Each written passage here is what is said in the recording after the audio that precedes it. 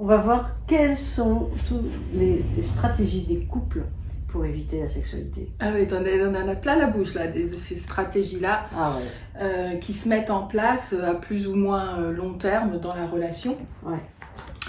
Pour que l'horaire de se retrouver dans la chambre à coucher soit complètement décalé entre les deux.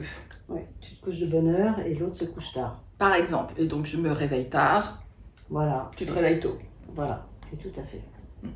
Il y en a une autre aussi, c'est de s'absorber dans tous les jeux vidéo. Ah ouais, on a plein de choses à faire le soir. Ouais. Il y a ça aussi. Beaucoup de travail.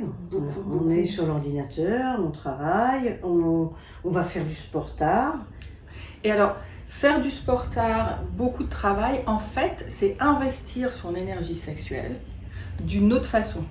C'est-à-dire, c'est la canaliser non plus dans le rapprochement intime, mais c'est canaliser toute cette énergie, en quelque sorte, tout ce flot de vie, le canaliser dans la créativité, dans le travail, dans l'activité physique. C'est une énergie sexuelle qui est diffusée autrement. Un autre aussi, j'ai un de mes patients dans mon cabinet qui, lui, au fur et à mesure, mange beaucoup, se laisse pousser la barbe, les cheveux, et il arrive, et il m'a dit, j'espérais que ma femme voit bien qu'il boit aussi. Ouais, elle voit bien que je ne suis pas agréable, que je ne suis pas aimable, que je ne suis pas engageant ni séduisant. Je dis, vous allez vous laisser vous abîmer comme ça pendant combien de temps en espérant que votre femme puisse voir que ça ne va pas chez vous. En fait, cette stratégie n'a pas marché. Ah ouais, même sirotait et pétait. Exactement, et c'est exactement ce qu'il faisait. Tu vois, des bruits d'éruption. Ça n'a pas marché. Puis un homme qui se lave pas, bonjour. Hein. Voilà. Enfin, une femme aussi. Et donc, il dit, mais il va bien voir que je suis pas intéressée, que on va pouvoir divorcer. Ben non, jusqu'à ce que les mots se disent. Ouais. Si le ou la partenaire ne veut pas voir la situation, ça ne va pas être plus facile pour engager la conversation. Puis on s'arrange aussi pour ne jamais être seul. C'est ça. Hein, il y aura les enfants, il y aura des amis, il y aura toujours quelque chose. Le coup de fil. Les coups de fil juste avant de s'endormir. Oui, oui. Et puis qui dure... Qui dure longtemps, et puis qui... Voilà, ça t'évite de parler et ça t'évite de faire l'amour. Hein. Et ça me rappelle aussi un autre patient et sa femme mangeaient dans le lit. Et leur lit était devenu un lit à miettes. Ah.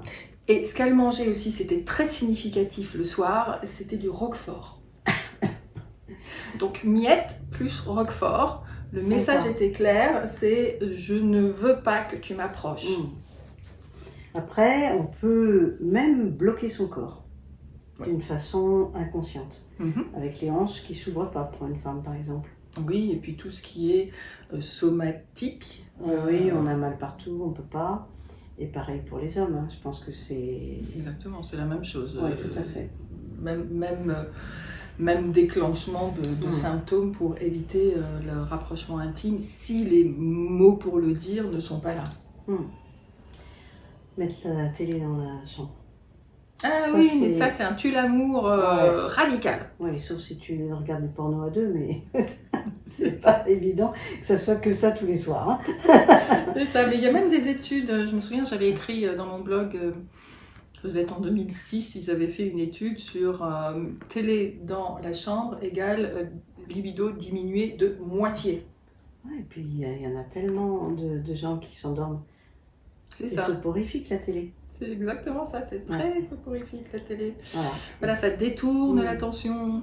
Et puis on a tout petit aperçu de certaines de ces stratégies d'évitement pour éviter le contact physique, l'intimité, alors même que la situation est implicite et n'est pas explicitée. Donc ce sont aussi des stratégies pour éviter d'en parler. Ce qui m'étonne, c'est qu'il y a certains hommes qui passent leur temps à se plaindre qu'ils n'ont pas de rapport sexuel.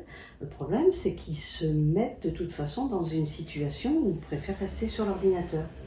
Oui. Quand madame va se coucher, ou monsieur, hein, ça dépend du couple, mais ils ne sont jamais dispo à ce moment-là. Mais ils se plaignent, ils ils n'ont pas vu qu'ils avaient des mécanismes d'évitement. Donc peut-être que cette vidéo pourra peut-être les aider. C'est ça, c'est à quoi sert la plainte? Mm.